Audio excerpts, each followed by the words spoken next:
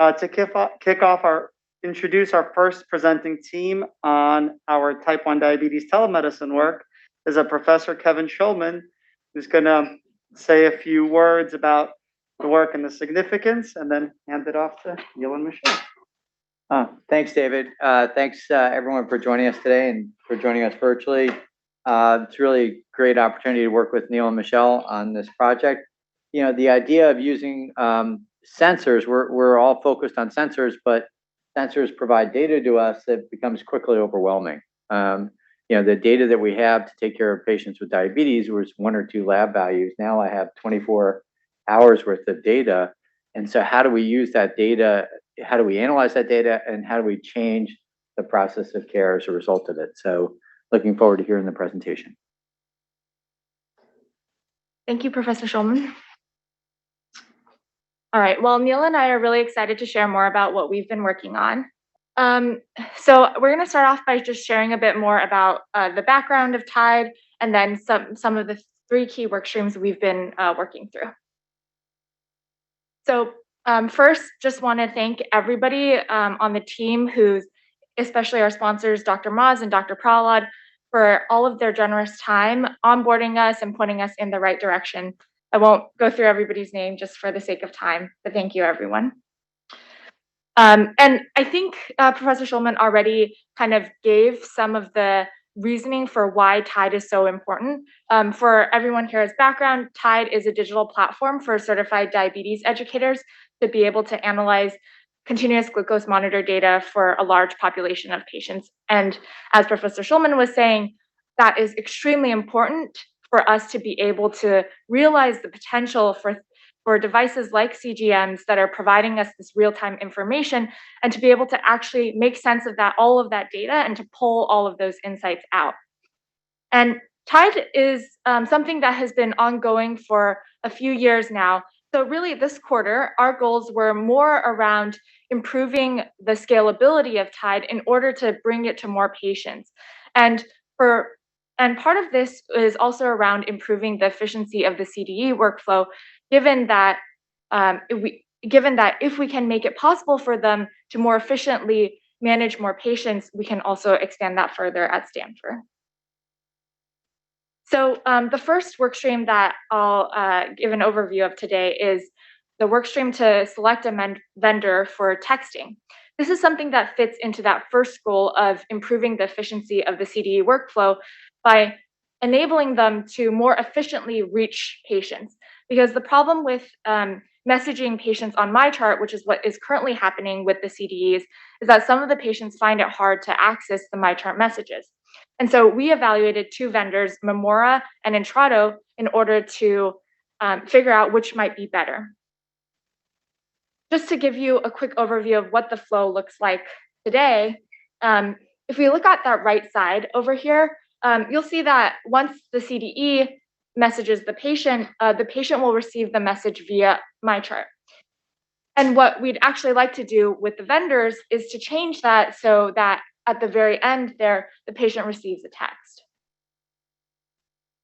In terms of where we are with this evaluation so far, we found that both Intrado and Memora can fulfill the capabilities that we need for texting, but we're still figuring out some of the details around timeline and which we'll be able to implement it more quickly. And so that is the next step for moving forward with this workstream.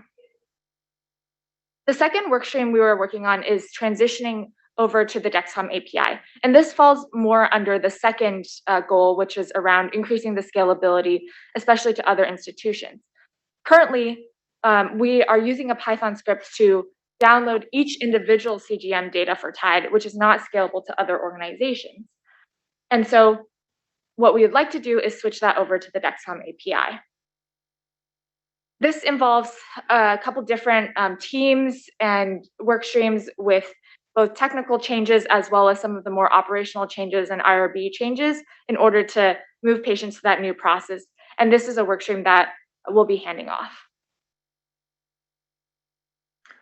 All right, and so the last piece that we'll talk about today is activity data. Right now in TIDE, the diabetes educators are only able to see glucose data from the CGMs. And while that's really helpful, that's not the only piece of data that would help inform them as they coach patients on how to better manage their sugar levels. As we all know, glucose levels are determined by many things, including what people eat, how much insulin they're taking, and also stresses on the body. Eventually, we'll hopefully be able to incorporate insulin data directly from insulin pumps.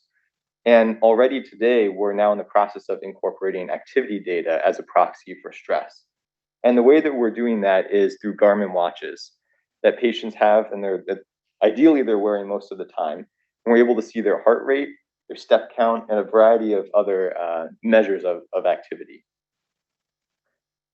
So the question is, how can we help CDEs leverage this data to better inform their clinical decision-making when it comes to coaching patients? So the first step is to match glucose data with activity data.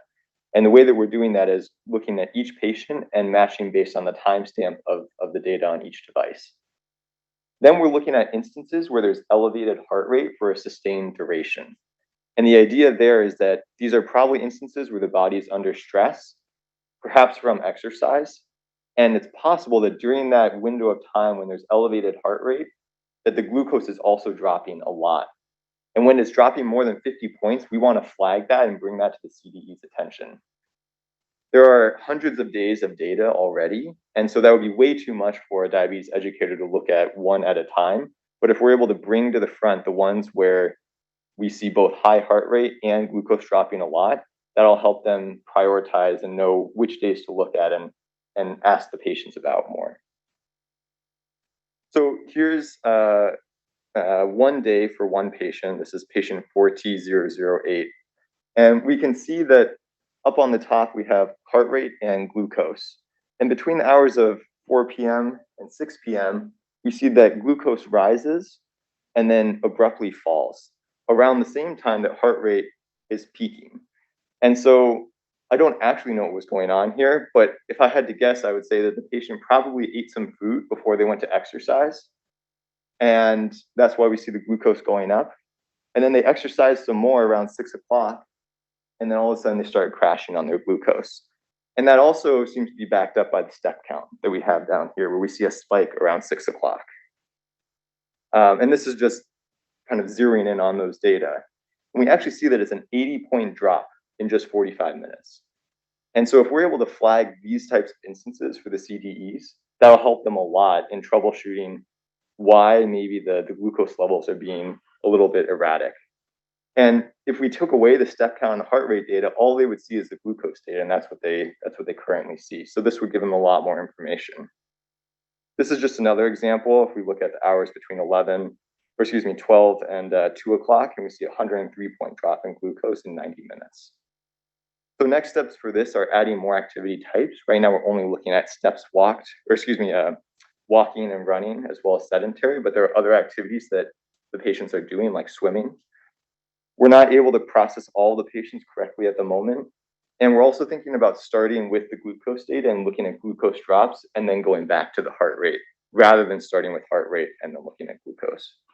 And eventually the goal is to bring this into the TIDE dashboard, but we're not quite there just yet.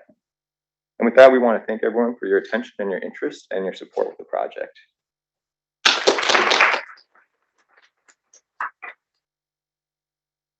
We have time for a couple of quick questions. I know Brendan Watkins is online, who's been a fantastic partner in this work, leading IS implementation. Brendan, if you have any questions or comments, please let us know. Otherwise, we'll take some from the room. Yes, please. Thanks, David. I'm good. I'm pretty familiar with this already and very supportive. I should hear a question from Dr. Shin. This is fantastic. I can't help but to think how this might be generalizable to other diseases and conditions outside of diabetes.